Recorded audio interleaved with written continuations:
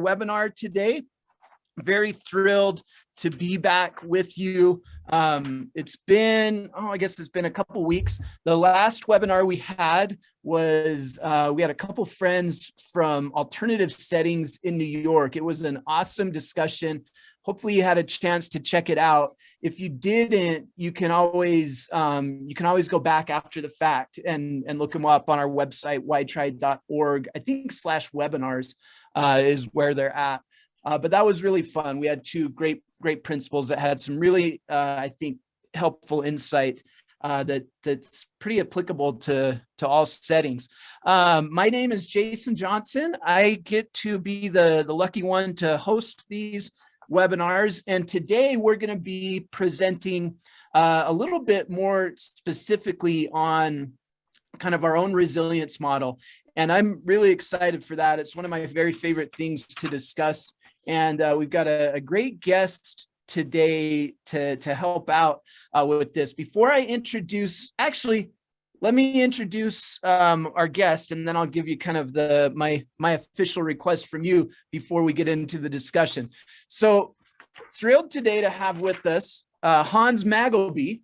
Hans is the co-founder and co-creator of WhyTry and the WhyTry Program along with Christian Moore. He's a former teacher, has over 20 years of experience as a trainer and education consultant, specializing in student engagement and social emotional education.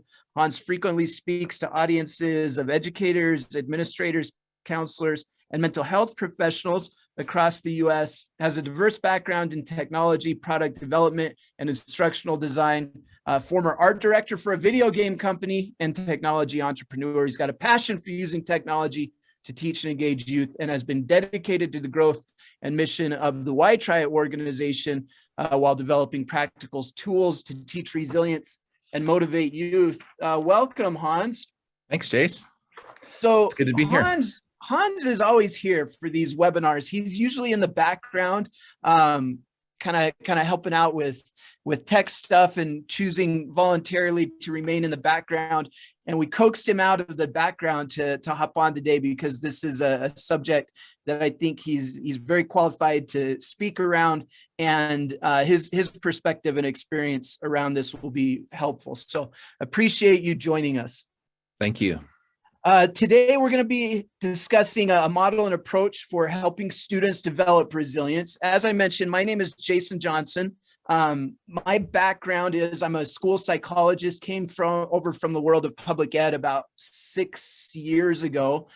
Came over to the WhyTry organization, and I oversee training and research for the organization. And it's been just an incredible opportunity for me to be able to take the stuff that I've been most passionate about professionally and do this at a much broader level. And really the best part for me has been the opportunity to collaborate much more broadly with people I consider dear friends and colleagues now. And I love coming back to these. We see return visitors, return guests to our webinars. This series has been going on for about 1.5 years. It's fairly consistent. We go about every week, sometimes once every 3 weeks, depending on how scheduling and guests go.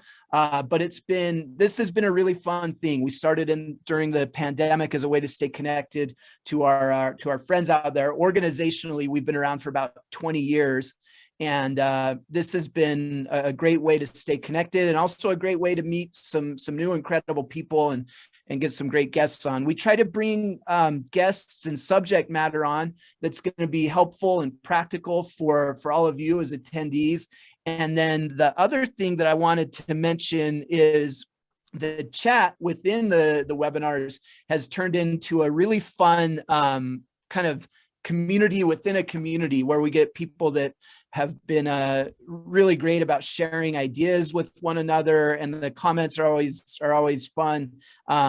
Oftentimes they'll make me laugh, but there's also a lot of really thoughtful comments in there as well that I think really enriches the discussion, and it makes these feel a little bit more like a collaboration than just some type of lecture series. And I think that's been great as well. So with that, the favor I want to ask of you all is if you don't mind, take a look at your chat box right now. If you open up your chat box where you would type a message, right below, right where you would type your message, it says to, and then there's a little drop down arrow. And if that currently says to hosts and panelists, if you send a message, I'm the only one that can see it, and Hans, if you would be willing, hit that drop down menu and arrow and adjust it so that you're sharing your comment with everyone. What that will do is that'll make it so that everybody can see your comments. And I think it really adds a lot to the dynamic. So go ahead and make that adjustment in the chat, and then feel free to light the chat tool up right now. Go ahead and just say welcome, hello, good morning. Throw it in there. Let us see your name on there, and I think that'll definitely help out. So today we're going to be talking resilience. As I mentioned, my background is I'm a school psychologist, and my kind of area, I guess, of expertise and focus traditionally has been resilience. It was the topic that I really focused in on during grad school. I eventually ended up getting some research published on the topic of resilience, and it was kind of my introduction to the WhyTry organization. When they found, or I guess when we found out about each other, we knew, Hans and I knew one another. I don't think we knew fully professionally what one another did. And when we realized that we had this common passion for resilience, it was the kind of the beginning of a really organic relationship that has kind of ended up where it's at today. And so I'm thrilled to be able to share some information on this. So I think the way we'll approach this is I'll give you just kind of a little bit of a background on our approach to resilience. And then we want to share with you some kind of specific things that we do that we feel strongly help when it comes to teaching resilience to kids. And so with that, I'll go ahead and start, and then in just a couple minutes, throw it over to you, Hans. So let me make sure I've got my slides right. There we go. So just to give a little background on kind of what we do organizationally, we have two kind of toolkits and approaches to teaching resilience and teaching social emotional learning skills. We have a toolkit called our WhyTry toolkit, and it teaches what we describe as the skills of resilience. A lot of times it gets used in a lot of like tier 2 and tier 3 environments. And then we have another toolkit that works hand in hand with it called our Resilience for Youth toolkit. And it's called Resilience for Youth, but it's actually an approach that gets used K through 12. It gets used even in post-secondary settings, even with adults. And it teaches what we describe as the sources of resilience. And that's what we're going to be focusing on today. In conjunction with that sources of resilience, I'll talk a little bit more in a minute about that. So let's just jump into resilience, make sure that we're all on the same page with it. I'm going to share some slides here.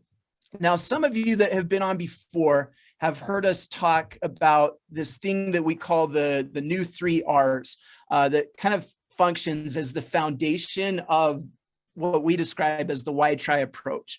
And the WhyTry approach is built on this 3 R's model. It's a fairly simple mathematic formula, but it really makes a difference when this serves as the foundation of what you're going to deliver. And from a resilience standpoint, this is really, really vital.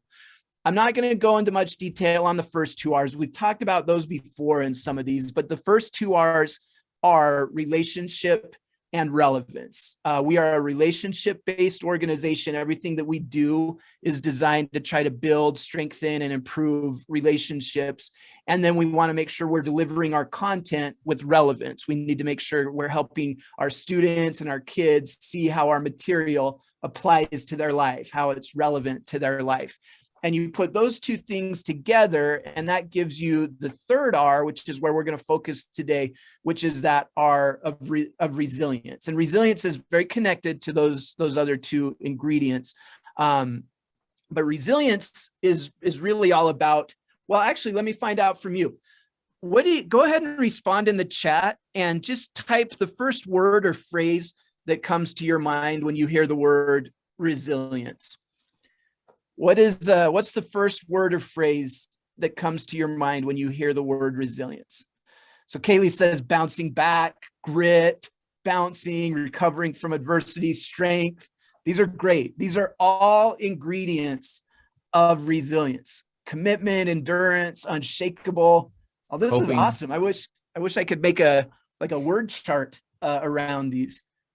So everything you've identified, really without exception, is an ingredient within this concept of resilience. Now, there's a couple things that make resilience unique, but it takes in all of those things. Now, good resilience research goes back about 4 decades. It typically started with this question: why will one individual take their challenges, give up, begin to hurt themselves or hurt others, and another individual, in spite of their challenges, will continue to try to be better each day? Why can 2 people experience similar challenges but respond so differently to them? And the answer is that in that moment, one is demonstrating resilience and one isn't, specific to that moment. So the big question resilience researchers have been trying to answer for 4 decades, and I think we do have an answer, is this: is resilience something you're just born with, or is it something that you can teach? What do you think? Cast your vote in the chat. Born with it or teach it? You're all going, I'm in a resilience workshop. This is called deductive reasoning. You're saying I'm in a resilience workshop. You can teach. The correct answer actually is both. We do know that some humans are born with a more natural predisposition towards being resilient than others. I see this in my own children. You know, in certain situations, some of my children will respond more resiliently than others. But the really important message, kind of at the core of the best resilience research that we have, is that resilience can be taught. The godmother of resilience research is a woman named Ann Maston. She's out of the University of Minnesota, and she's been able to show through decades of research that virtually all humans have the capacity for resilience. She describes it as an ordinary phenomenon. Why that's significant, I think, for all of us is, I think anybody that's here today is here because they work with individuals, students, clients, however we describe them, that we're hoping to be able to influence their resilience. Well, the good news is every student you work with, every client you work with does have the seeds of resilience in them. And then the other important piece is that the research shows resilience can be strengthened, can be improved. So that's significant for us as the adult facilitators. It's Ann Maston, Holly, M-A-S-T-E-N.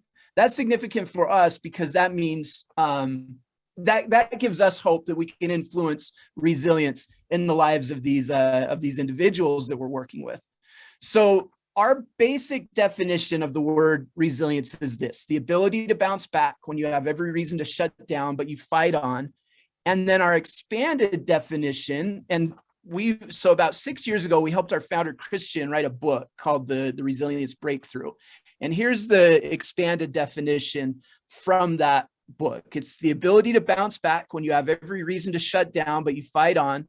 Resilient people have both tapped and untapped reserves, enabling them to overcome and thrive as they face setbacks, challenges, and fears of daily life. And my favorite word in this definition, and I think the word that really separates resilience from some of its ingredients, is that word thrive.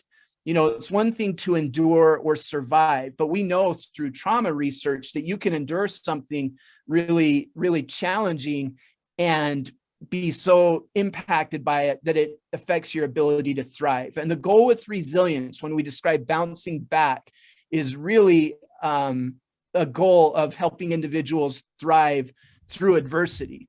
So resilience researchers are rarely looking at how to eliminate all of the adversity from a person's life. Resilience is typically an approach at looking at how can we change our relationship to our challenges.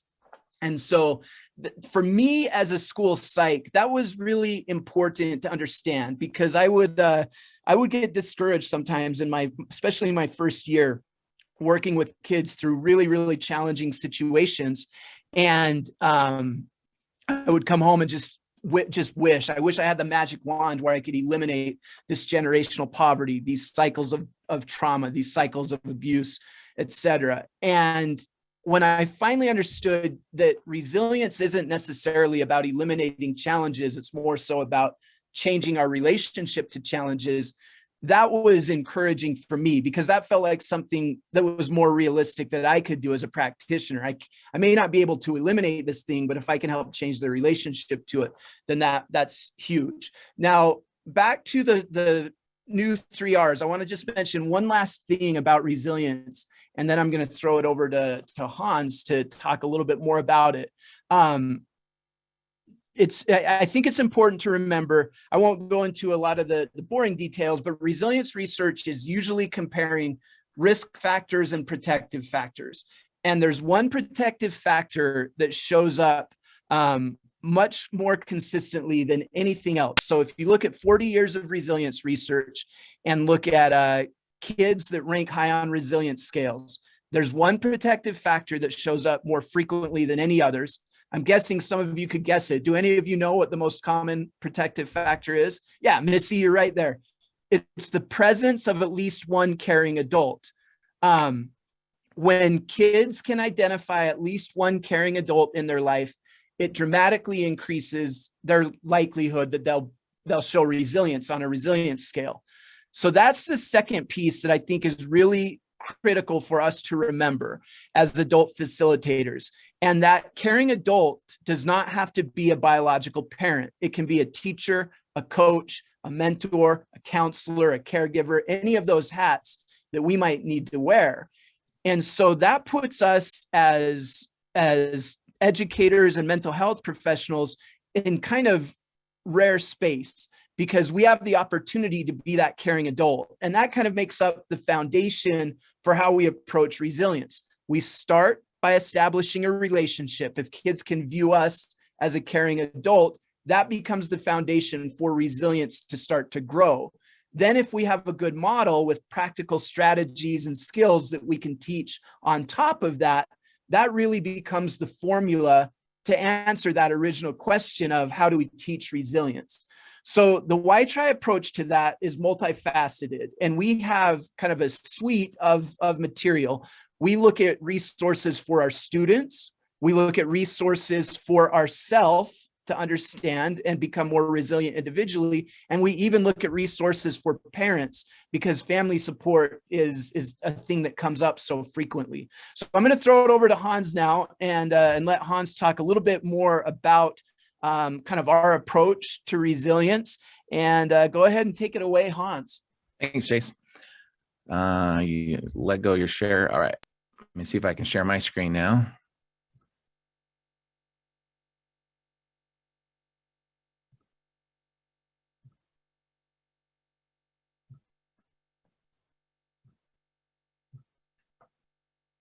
Oh, actually, let me check that one more time. Stop share. I didn't check. Share sound. All right. By the way, Hans, it's great to have you on here. Yeah, thank you. Founder of WhyTry, no big deal. No big deal. No big deal. You know, probably my greatest accomplishment in WhyTry was recruiting good people like Jason to come join our team. And it's been really awesome since we started doing these webinars when COVID started. And it's just been awesome to see kind of the contributions that Jason has made, and the many awesome panelists that we've been able to have on these have been incredible. And especially all of you attendees coming and joining in the discussion. So we really appreciate all of you coming. And like Jason said, I'm normally just kind of in the background here. I don't come out and present on these typically. And here's probably why, because I keep having a hard time getting my thing working here. Sorry, Jace, technical glitch here. I'm supposed to be the technology savvy one here too. Trying to share my screen and it's not working. You're doing great. There we go. I got it now. All right. So as Jason was talking about that definition of resilience in our book, you know, we came out with this book. Oh God, it's been almost, I think, close to 8 years ago now. And this was sort of a response to some things that Christian, my business partner, Christian Moore, and I were talking about one day, and it was related to, you know, where resilience comes from. And, you know, we've been studying this topic of resilience for so many years, and kind of everything that we've been pushing in our programs and tools that we have are all centered with the end goal of trying to increase resilience in individuals, not just students, but teachers and families and parents. And this book was really an approach to kind of look at a model for not just the attributes of resilience, but where resilience comes from. And so we started talking about different sources of resilience, and there are many sources of resilience out there. You know, there's probably things that each of us tap into every day that enable us to be resilient when we're struggling. But we feel like we've identified 4 universal sources of resilience.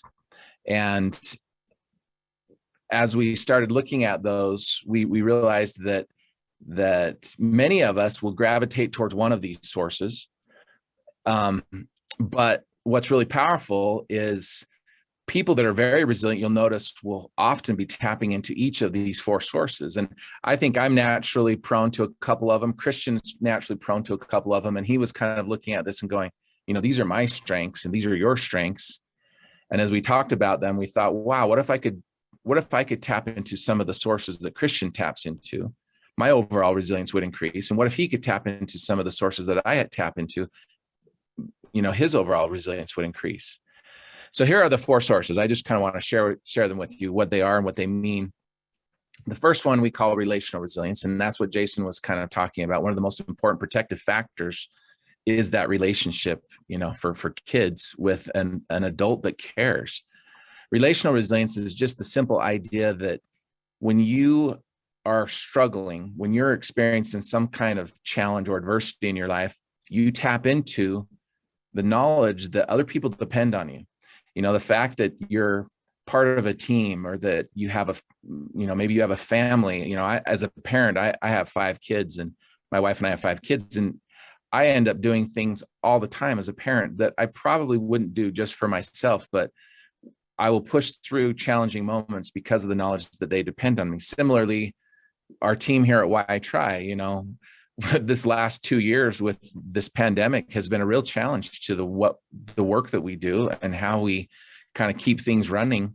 These webinars were kind of a result of us having to adapt to what we normally do in building and growing our organization and our mission, because we couldn't go out and travel and communicate with people in the same way. And so that knowledge that my team here depends on me is a huge motivator for me. And so I will sometimes go through things that are difficult because of that knowledge. So relational resilience is really a critical thing. There's a flip side to that, and that is sometimes just the support we receive from others when we're struggling can be the thing that keeps us going and motivates us. And so it's kind of twofold. It's the support and the knowledge that other people depend on us that makes us move forward in difficult moments. And that's kind of the core of relational resilience. And so if you tap into that a lot, you're a strong relational resilient personality. The next one we call street resilience. This one's a little different and maybe a little bit more unusual. I think this is one that Christian has in spades. You know, he's a huge advocate for anyone that is marginalized or that is, unfairly treated, because I think he's experienced that a lot as a kid growing up. Christian has, had a lot of challenges with learning disabilities and things that made school very difficult for him, and things that in his home that were challenging. And so people are always telling him, he's not smart enough, he's not good enough. And for those reasons, he would get angry and fired up, and it would just be a motivator for him. So if you've ever been through something like that, if you've ever been told that, you're not good enough, you're not smart enough, you're not going to be able to do something, you've ever been attacked for who you are, your identity, and it made you fired up, and you kind of took that anger and you used it to prove them wrong, then you're applying street resilience. And so we see a lot of street resilience in sports, in politics, in just so many areas of our life where people become advocates and are trying to help others. So street resilience is a source of fuel that we tap into. And Jason's going to talk a little bit more about kind of how we tap into our emotional fuel. The next one is resource resilience. Resource resilience is basically when you're having any difficult challenge and you're tapping into the resources around you to overcome or to not give up or to bounce back and be resilient. There's 3 different categories of resilience of resources that we kind of talk about when we dive into this in a little bit more depth. We talk about the fact that you have internal resources. Those are talents, abilities, your knowledge, your education, your background, some of the experience that you've gained in life becomes a resource that's now internal to you. We have external resources that can be other people. They can be physical resources like tools. I mean, Zoom today, us being on this webinar, is a resource that we're tapping into that helps us to be resilient. And so any kind of external resources that we tap into. And then the third category I love is potential resources. And I think this is something that we often forget about. Potential resources are infinite. They're all around us. There are so many things that we can tap into that we just don't have yet. We haven't acquired it yet. And by reaching out and being resourceful and tapping into those resources, it can have a huge impact on our ability to be resilient. I know Jason's sharing my background. I have kind of a different background than many of the people on our team here. Like he said, I have a background in technology and in art. And, we're working a lot on human behavior and psychology. And I know, one of the things I learned early in life is that I'm not going to be able to accomplish the things by myself that I want to see happen in our organization. And so I have to go and build resources and tap into people around us. The reason why Jason is here is because I found out a little bit about him, recognized his experience, and saw how it would align with what we do. And I had to go and recruit this guy and try and get him to change careers and come work with us. And I'm really glad that I did, because I think it's worked out and been a win-win for both of us, having him on our team and the whole team that we have behind us, all the different people that we're working with. And then we look at all of you as resources in us trying to accomplish our goal as an organization to help build resilience in students and families all over this country. All the people that we get to train and work with are a tremendous resource in that. So resource resilience is one of my strengths. That's probably where I'm strongest. The last one is rock bottom resilience. And this one is an interesting one. I feel like we hear this term a lot used when you see people that are dealing with the cycle of addiction. Often people will say that person's not going to change until they hit rock bottom. But when they do, something happens. Often they'll flip a switch when they realize they've got nowhere to go but forward or up. And they find hope where all hope seems gone. And they have this ability to hang on to hope while they continue to grind and moving forward. And so we started looking at the attributes of people at rock bottom, how they would flip that switch at that moment and what they were doing. We realized, you don't have to be at rock bottom to be able to start applying rock bottom resilience. If you can understand those attributes and start to apply them in your life, when you do have low moments, when you do hit rock bottom moments, then you can tap into that ability to push forward and use those attributes to your advantage. So this book was written for adults. All these things that we're teaching in this book, there are some really amazing resources in here that for each of these 4 sources are specific practical tools and strategies that help you to increase your resilience in any one of these 4 sources. If you find that you're strong in one, maybe you want to focus on that when you're struggling or you're in a very kind of rock bottom moment. But maybe things are going well for you right now and you want to try and improve your resilience. And so then maybe that's a good time to be focusing on some of the others that you don't tap into very often and see if we can improve them. So if you look at the cover of our book there, it says 27 tools for turning adversity into action. Those are the resilience boosters that we talk about in this book. So again, this was written for adults. Now, as Jason was talking about, we have kind of a suite of tools.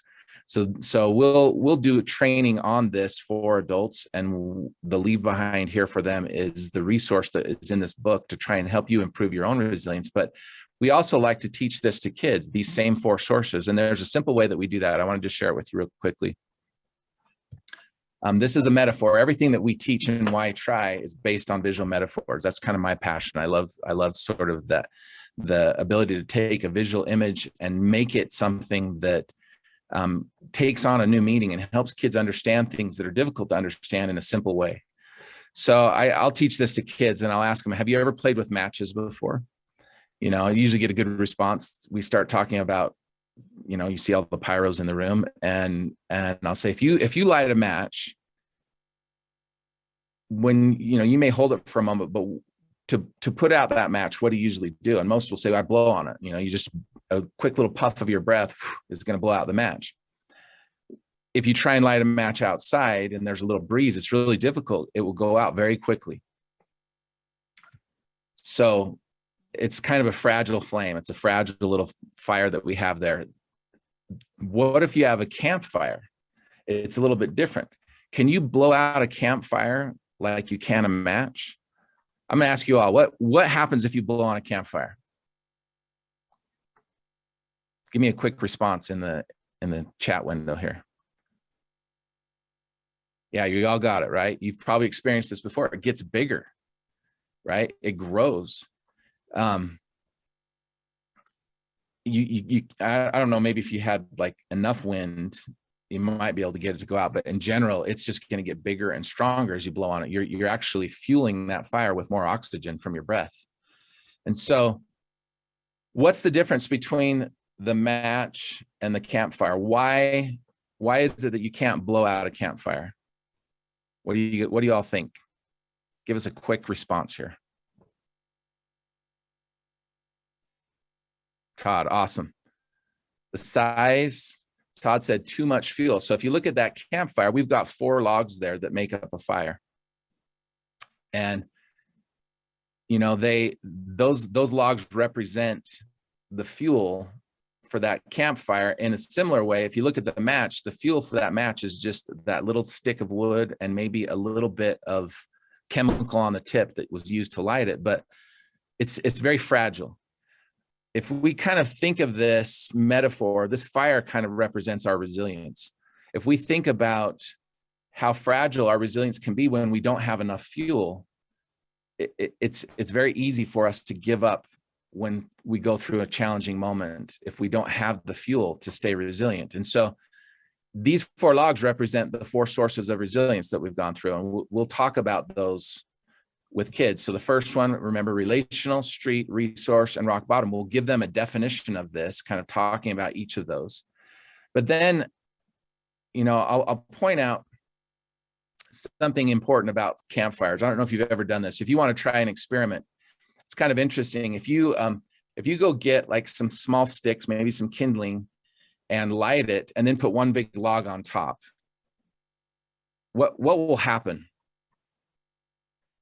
What do you guys think? If you just put one log on kind of a little fire with some kindling. I don't know if you've ever done this. If you haven't, Todd, you said it'll go out. I like it. It smothers it, or it'll go out. It won't go for very long. You guys are responding quickly here, so thank you. So if you want to try that as an experiment, try it. You know, build a little campfire with some small kindling and then put a log on it. You'll notice that it'll burn for a little bit until that kindling goes out. And then usually it won't be able to sustain a fire or keep burning by itself. You kind of need 2 logs leaning against each other. They draw off each other and they'll enable them to continue burning.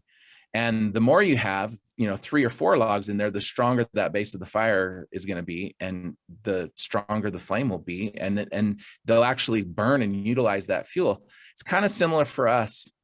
If we only tap into one source of resilience when we have difficulty or challenges, it's hard to stay motivated. It's hard to find that inner drive to bounce back and to not give up in those challenging times. And when that wind, that adversity comes along, it's like the match, the fire is going to go out. So in this picture, there's some key ingredients to resilience. The fire represents our resilience. The logs represent the fuel, but there's another ingredient that's really key to resilience. What is it? What do you see in this picture that's the other key ingredient to resilience? Yeah, it's the air. It's the wind, right? Sharon, you said the wind. The wind represents adversity, challenges. Going through difficult things in life are key to our ability to build resilience. You know, when you don't have resilience, when you don't have adversity, you're not having the opportunity to show your ability to be resilient. I want to show you one other little illustration of this. This is a little video clip. If you guys have ever seen some of the Pixar shorts, this is one of my favorites ones. It's called Bounding. Let me play this for you. Hopefully, Jason, let me know if this audio comes through.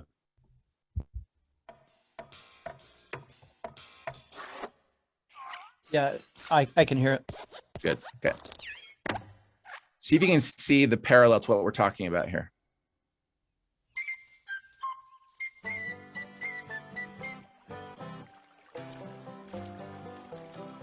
Here's a story on how strange is life with its changes, and it happened not long ago. On a high mountain plain where the sagebrush arranges a playground south of the snow, lived a lamb with a coat of remarkable sheen. It would glint in the sunlight all sparkly and clean, such a source of great pride that it caused him to preen. And he'd break out in high step and dance. He would dance for his neighbors across the way. I must say that they found his dancing enhancing, for that also joined in the play.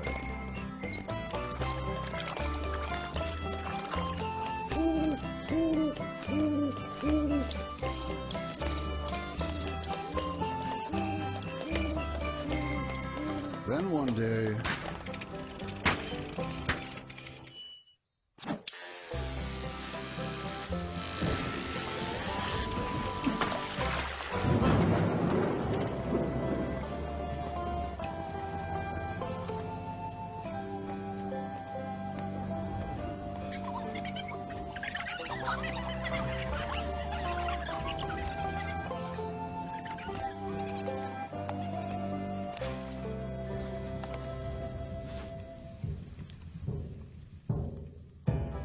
bounding up the slope came a great American jackalope. This sage of the sage, this rare hair of hope, caused to pause and check out the lamb. Hey kid, why the mope?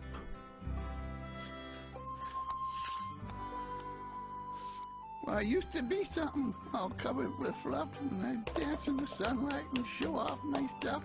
Then they hauled me away in a manner quite rough and shared me and dumped me back here in the buff. And if that's not enough, now my friends all laugh at me, 'cause they think I look ridiculous, funny, and pink. Pink? Pink? Well, what's wrong with pink? Seems you got a pink ink in your think. Does it matter what color? Well, that gets nope. Be it pink, purple, or heliotrope.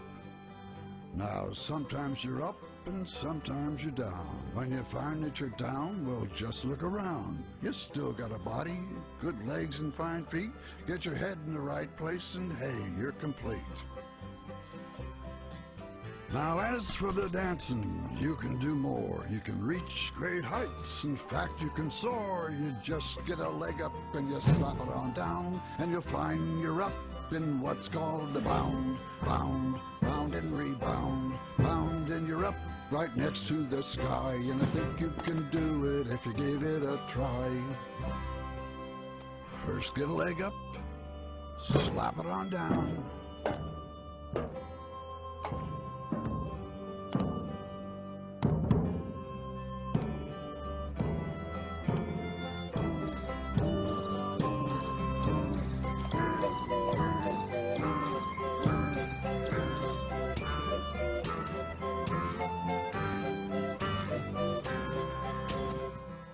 So every year, long about May, they'd load him up and they'd haul him away, and they'd shave him and dump him all naked and bare. He learned to live with it. He didn't care.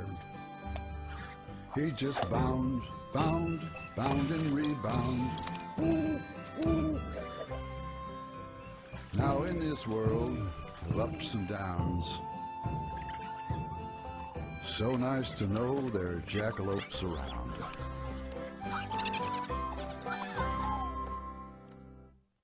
All right. Stop that. So just let me pull up my chat here. So just a couple questions. When we teach this to kids, it's one of my favorite little clips that illustrates a principle related to what we're talking about in that fire and the match. So what happened to the sheep that he didn't like? Real quick, let me get a quick response from you guys on this. He was shaved, right? Thank you, Missy. He got shaved, sheared. He wasn't happy about it. Was that something he had control over? Definitely not, right? Do things happen in our lives that we don't have control over, that are challenges, they're adversity, they're difficult for us, right? I think we can all probably relate to that sheep in some form of way, right? How did he respond to that first challenge? Or at first to that challenge, sorry. He kind of shut down, right? So what did the jackalope say to help him?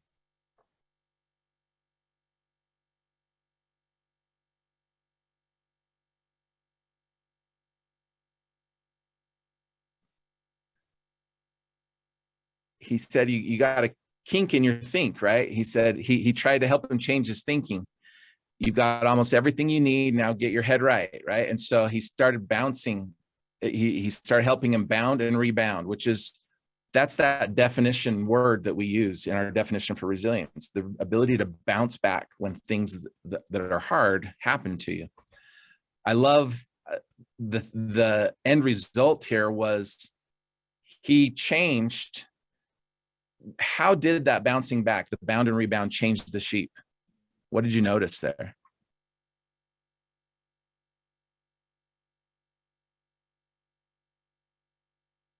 And not only, Missy said it made him happier, right? Way happier for sure.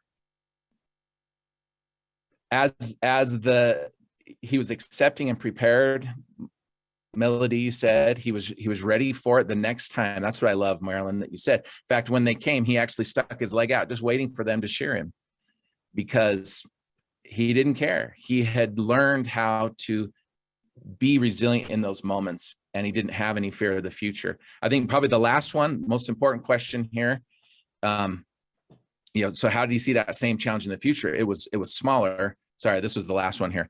What likely would have happened without the jackalope's help?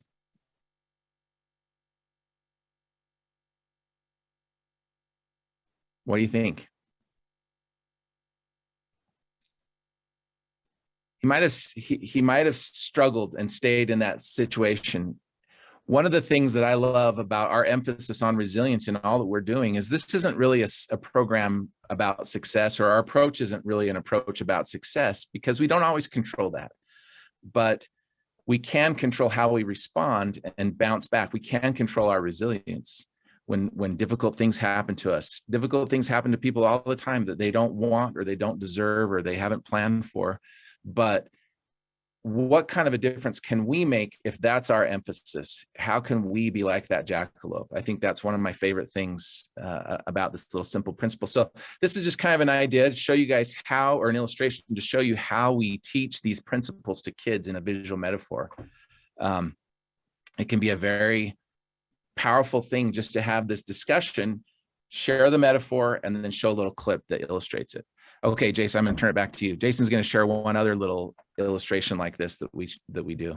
Yeah, thank you. So Hans presented on this idea that we have 4 sources of resilience, and we feel like that's a universal model. We present it in the book. This is what we teach to adults, but we also teach it to kids. I think you can look at those 4 sources almost as like a person's resilience profile. like everybody is going to have relative areas of strength and weakness within that profile. And our goal is, as we teach sources of resilience, if you elevate the whole, it will start to lift the overall resilience within an individual. Now, in conjunction with that, there's some really important strategies that are kind of starting points for people to become more resilient. And a lot of it has to do with perspective and how we view things. That's usually going to be a starting point before we try to apply these sources. So I have a tool here, a strategy here I want to share with you that really lines up nicely with that concept of fuel that Hans was talking about. How, you know, our resilience is impacted by the fuel that we have behind it. And it's actually something that we call emotional fuel.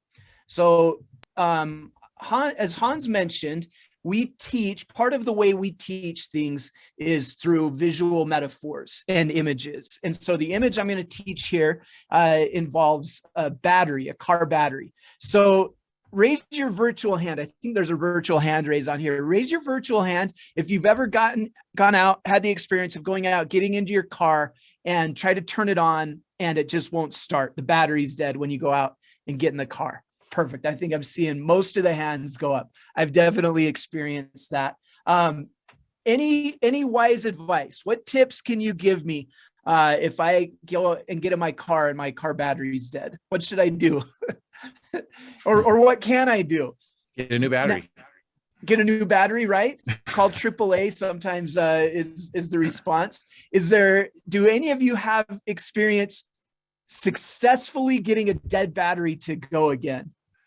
There we go. Several people say you can try to jump it.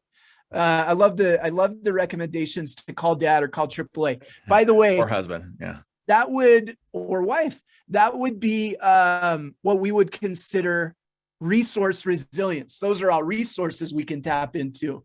But if we want to try to jump it ourselves, there's some certain steps that we have to follow. Now, I think I've got time.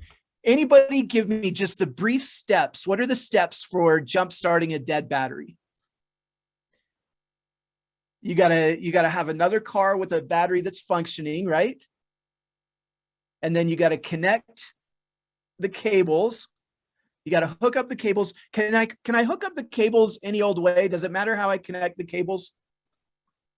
As Jennifer says, you got to correctly connect them. So as you can see on this battery, there's a positive and a negative side. And it's important that we connect the cables correctly, positive to positive, negative to negative. Now, this battery represents a kind of a battery. I like to imagine it like all of us have a battery in our chest that represents all of the emotions that we feel. And some of our emotions might be considered positive. Some of our emotions might be considered negative. A lot of resilience has to do with emotional management. So let's talk a little bit about these positive and negative sides of this battery that represent emotions. Now, by the way, could I charge a battery just by connecting the positive connection? Jessica says no. Absolutely not, right? You got to have both. Conversely, I can't charge a battery with only the negative connection either. I have to have both to complete that circuit. Now, these positive and negative connections represent our emotions. So just throw into the chat, let's talk a little bit about the negative side. What are some common emotions that people perceive as negative? Yeah, anger is usually the first one.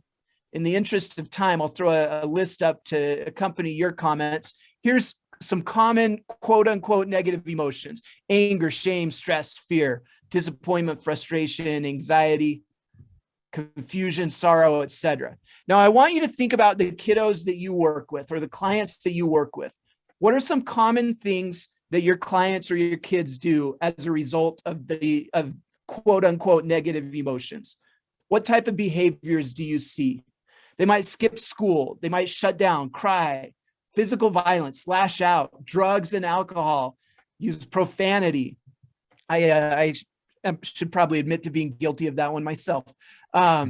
Here's another like broad list, things we commonly see. We'll see people lash out, blame others, become a victim, turn to substance abuse, become a bully, tear down others, give up, take the path of least resistance. So that would be things that can happen on that quote unquote negative side. Now let's flip over to the positive side.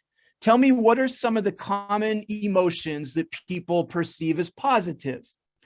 What are some of the things that common emotions people would consider positive? Yes, happy, joy, love, empathy. Oh, I love that you mentioned empathy.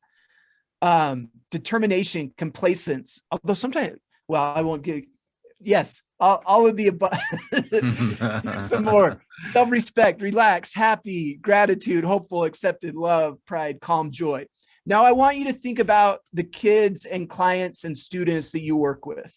What are some of the common things that people do as a result of these emotions? What do you see kiddos do as a result of these? They might work harder, offer help, show up, succeed. Here's an additional list. They might lead out, increase productivity, turn outwards, serve others, increase confidence, more fun to be around, work better with others. So we have these kind of different responses based on the emotions that we're feeling, that we are experiencing, or that our kiddos are experiencing. So the obvious question of the day is this: which of the two lists would you say contains more productive outcomes? And I think most people would agree that it's on that positive side.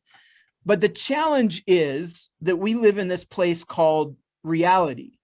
And so for me as a school psych, when I think about the kids that I've worked with traditionally, many of them are existing in a world where the majority of the emotion that they're feeling or they're experiencing falls on that negative side. And so if we're suggesting that you can only be productive in positive emotion, then we've set up a situation where some people are just going to really struggle to thrive, back to that concept I mentioned earlier. So here's the big question and the big concept that we're looking at in this concept of emotional fuel. And this is truly one of the most powerful lessons that I've had the opportunity to teach kids. It can be really transformative for kids and adults to learn this lesson. So here's the question to set it up. Can we use our negative emotions to create productive outcomes? What do you think? Is it possible to use negative emotions to create productive outcomes? I'm seeing a universal yes. By the way, do any of you have any ideas or examples of how to do that?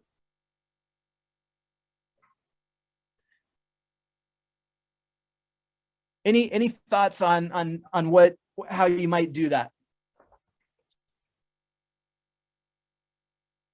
So you can role play. That's a great example. Motivation to change. My wife does this thing. I don't think she minds. I've got her permission to share this. She does this thing she calls anger cleaning. When she's really frustrated, like if it's been a rough day with the kids, she'll take that anger and focus it towards cleaning up like an area in the house. So if I get home and the bathroom's sparkling, there's a decent chance she was upset at the kids. But for her, she would rather channel that towards cleaning than lash out at the kids because she's frustrated. That's a productive use of that emotion.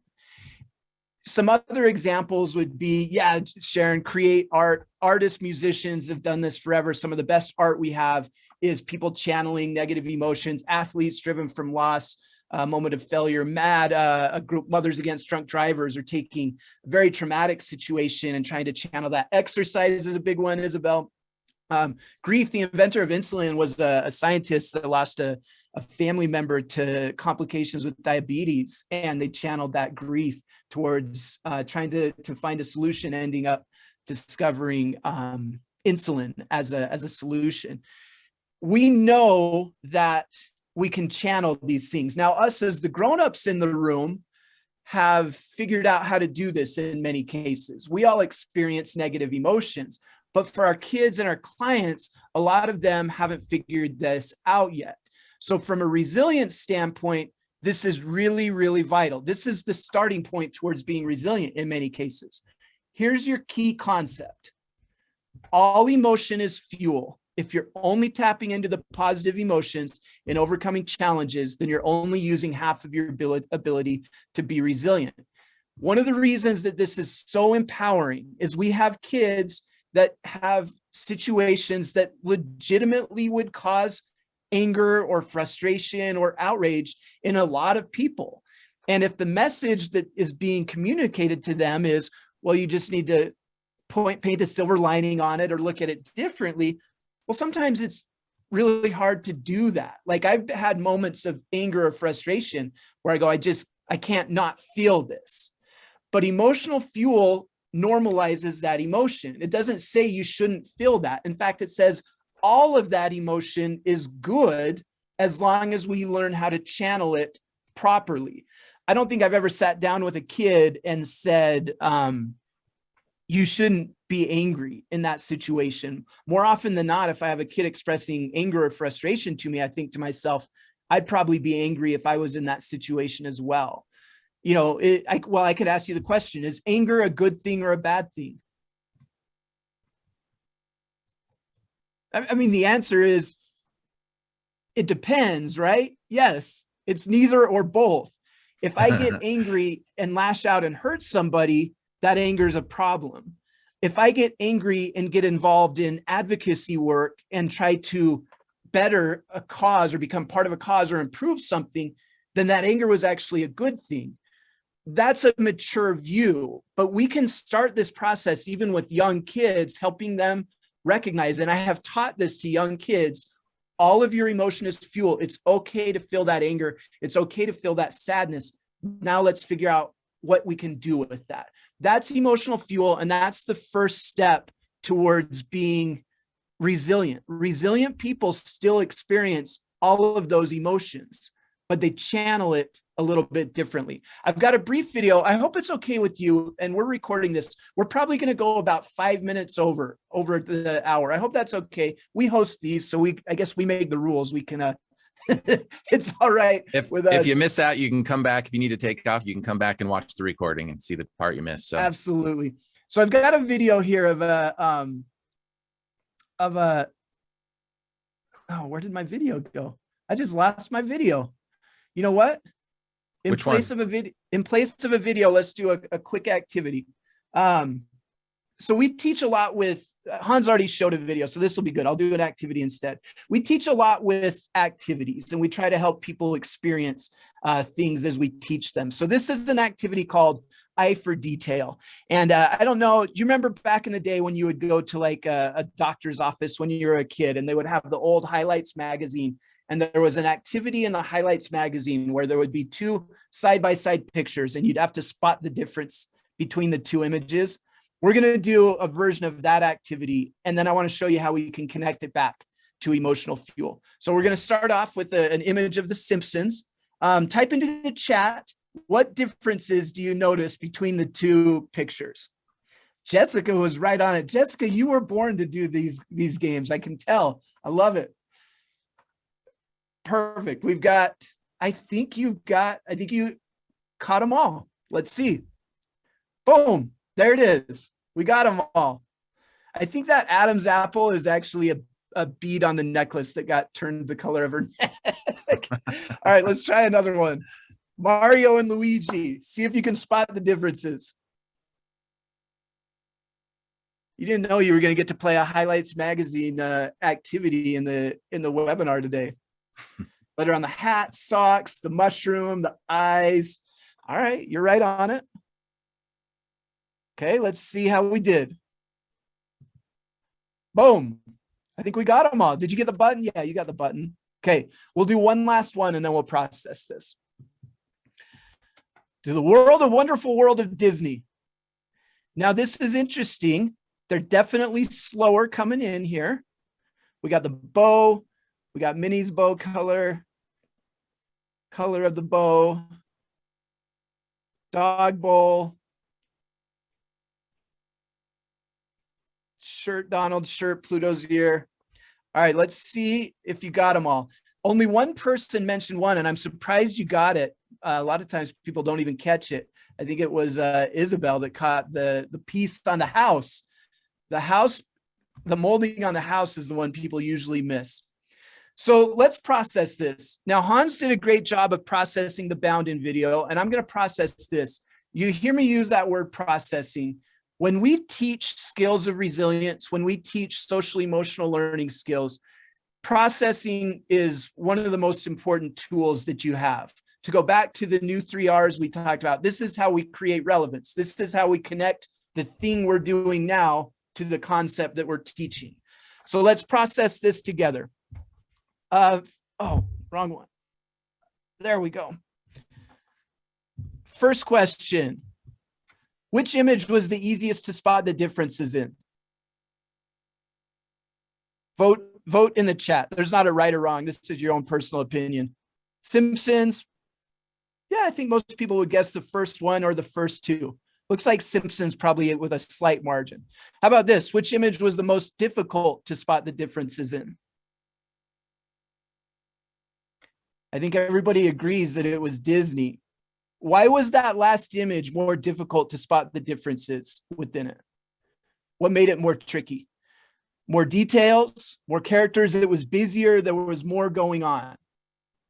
So similarly in life, when things start to get busier, sometimes it's more difficult to spot. What do you think?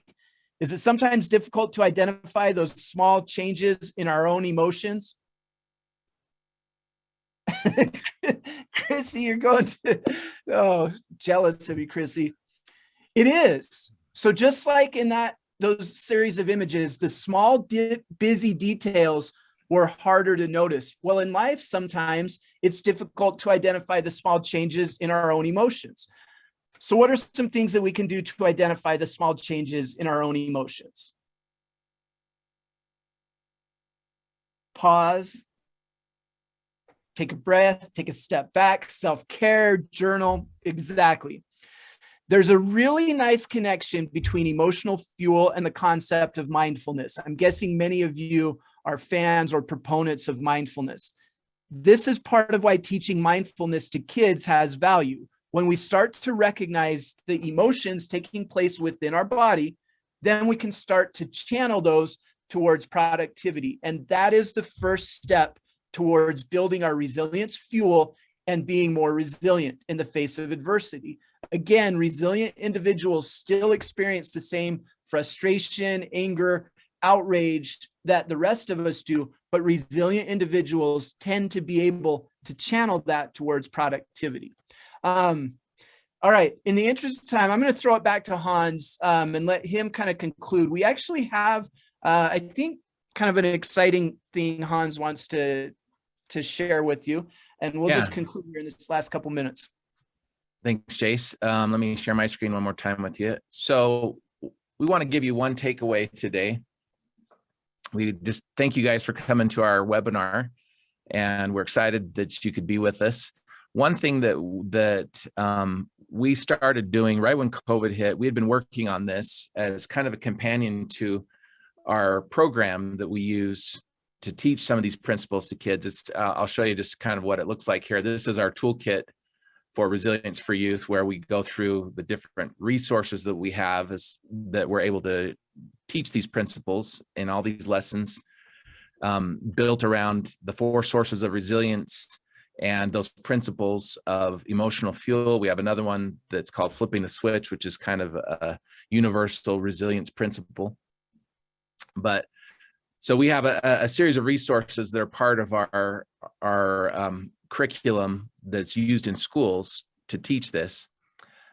The thing that we want to give you today is kind of a companion resource that goes along with this. And this is our parent guide to resilience. So our parent guide to resilience is a resource that we originally were going to kind of combine with our program as something that would be, a paid resource. But when COVID hit, we just saw the challenges that families were having and that students were having and schools were having and teachers were having. And we thought, you know what, we're just finishing this up. Let's just put it out there and make it available to anyone and everyone to be able to use. And so if you want to go to resilienciguide.org, what this is basically a resource for us to share with parents some of the stuff that we're working on with their students in school, but also just as a resource that parents can use themselves to build resilience in their home, and kind of take the same principles that are in our book, but more applied to families and to parents. And so we have a lot of media in here, resources, there's activities, and there's an audio version of this. You can listen to it. You've got just a lot of very accessible tools that can be used in a family environment to kind of try and increase resilience in the home. So that's one thing we wanted to give to you. One thing I also wanted to share, let me stop sharing that and go back. In fact, Jason, why don't you put your slides up? You can share it. Okay. You know, if you're interested at all in learning more about our training that goes along with some of these tools and resources that we have, if you would like to look at what does it take to get this going in your school or in your area, or if you want it as a toolkit for yourselves, you can follow these links here that Jason is sharing. That QR code, so if you want to just hold your phone up to the screen and take a picture of that, you can follow that QR code and it will take you to a form that you can fill out to request a demo. And you can share that, or one of our program directors can take you through that and kind of answer your questions and everything that we have for that. What's the next screen? That's the next one. Jace, can you hit next? So if you guys are interested in doing that, if you schedule a demo, we will give you a free copy of our book in its audio book and ebook form. So we'd love to give you your own copy of our book, The Resilience Breakthrough, that you can take and listen to. So anyway, we're excited about these resources, and there's our contact information as well. Anything else, Jace?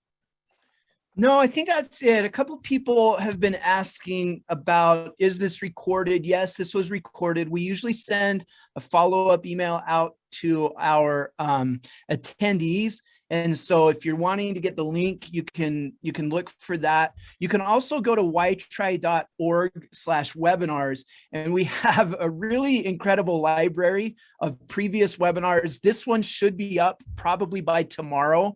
So if you want to review this or share this with anybody, you'll be able to access it directly from our website.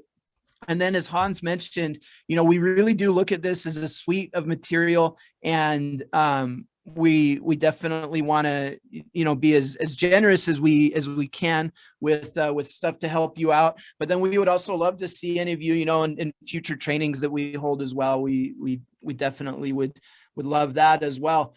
But one other thing, Jace, go ahead. Yeah. Also, I'll give you a quick shameless plug for our webinars. We have a couple of great ones coming up that we're excited to be bringing in the next few weeks. We've got one with Akbar Cook and Eamon Ra, two incredible educators. They've been on before. They're going to be coming and talking about restorative justice and just some alternatives to helping motivate and reach some of those students that are really struggling or having a lot of adversity in their lives. We also have Bill Milliken and Ray Saldana that are with the Communities and Schools organization. Bill's the founder of Communities and Schools, and Ray's the president of Communities and Schools nationally. And they're going to be coming on in a few weeks as well on one of our webinars to talk about kind of the work that they do. And they have a huge impact. They're a huge organization that's doing some incredible things. And so we'd love to be able to share with you all any of that. So spread the word, help us invite people to more of our webinars. We love having you on and hearing your voice. And thank you for your comments today as well. Awesome to follow the chat. Yeah, I think just in conclusion, thank you, Hans, for joining us. It was awesome to hear from you, hear your insight on the sources of resilience. And then thank you to all our attendees for sticking around and going through this with you. We know some of you had to dive off a little bit early because you were probably doing this during a prep period or something like that. But please feel free to share the video, share the link, and just thanks for everything you're doing. We're gonna make it. We're gonna make it through this year, this strange, difficult year, and we're all gonna hopefully be more resilient because of it. And I just thank you so much for the opportunity to be part of this community with you. And I have said it before, but I've never been more proud to consider myself an educator than I have the last couple of years, just knowing what everybody's dealing with. And we're so happy to be able to put some of these tools and resources in your hands. So thanks everybody for showing up. Hans, do you have any last comments before I? No, you said it all. Thank you. Thank you all. I'm going to play us out with some music because that's like my favorite thing to do. I feel like I should have been a DJ in a different life, but I get to